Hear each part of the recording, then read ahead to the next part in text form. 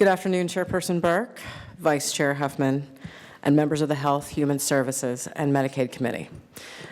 My name is Jessica Roach, and I am the Chief Executive Officer of Restoring Our Own Through Transformation, also known as ROOTT. Our organization is a Black woman-led reproductive and birthing justice organization dedicated to addressing Black maternal and the infant health crisis through direct service, policy, advocacy, and education that centers the voices and needs of Black families. What is unique about our organization is that our values drive our full spectrum approach toward reproductive health care, specifically as it pertains to Black families and our lived experiences.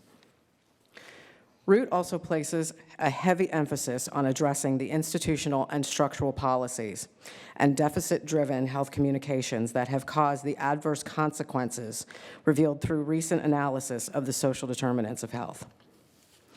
Reproductive justice is often co-opted and siloed into a narrow frame of just the pro-abortion lens.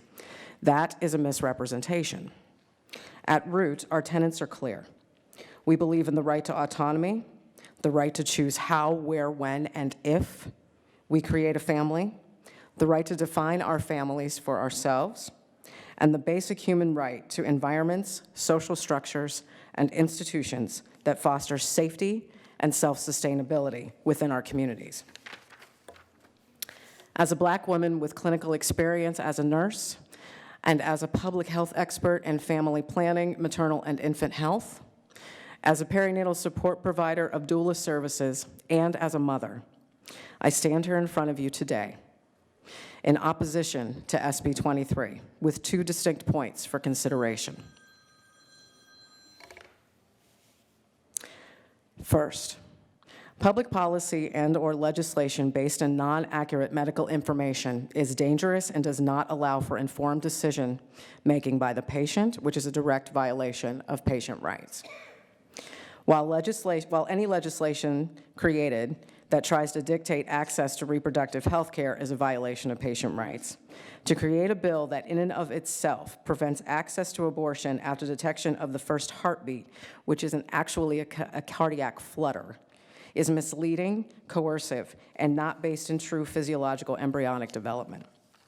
To be more direct, there's no science applied to the aforementioned point of access restriction, which means this legislation would be responsible for communicating information that is inaccurate to its constituents.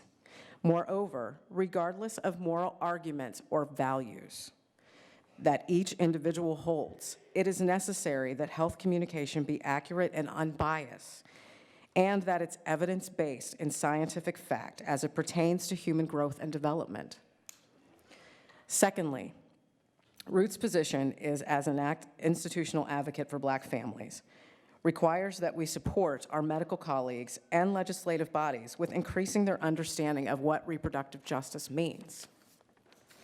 Understanding reproductive justice in Black communities means understanding and acknowledging our 400-year history of not only having our reproductive choices raped away, but also having those choices dictated to us by white male-dominated legislative bodies and their business equity stakeholder partners historically and even now in 2019.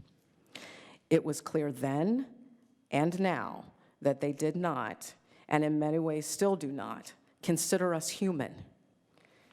This systemically racist and oppressive approach is embedded throughout health communication, access to birth control, and other forms of reproductive health care, access to opportunity, safety, and sustainability. SB 23 is based upon an idea that plagues us of African descent, and in particular those with a heritage in America that begins with enslavement, that the idea that a privileged few have the right to ownership over our bodies, our children, and our decisions to do what is necessary to create the family we desire to have. This bill is not pro-life. It is loosely pro-birth, but absents the sense of birthing justice. It does not consider many variables impacting our decisions in order to sustain or empower our lives. It does not speak to the already existing Black lives that are here and may have a need for this resource. It does not care about the health and well-being of mothers and fathers. It merely allows for the opportunity to continue the civic disruption of the Black family unit by putting one of the most important family decisions at risk, because it does not allow for consideration of the other factors. Reproductive decision made within the Black family should stay within the Black family. These decisions are private and personal health care matters that require all of the variables to be considered, and that those that with socioeconomic privilege cannot understand. These types of decisions should be made in conjunction with a competent medical practitioner of each individual's choosing, with the ultimate decision being made by the family. Our families and communities have been disrupted and destroyed by policy created over a 400-year timeline with absolutely no regard for our sanctity, and it must stop. This bill stands to disproportionately and politically commoditize and criminalize Black bodies further. ROOTT respectfully demands that our voices be heard and centered in our care, and that all of you cast a no vote against SB 23.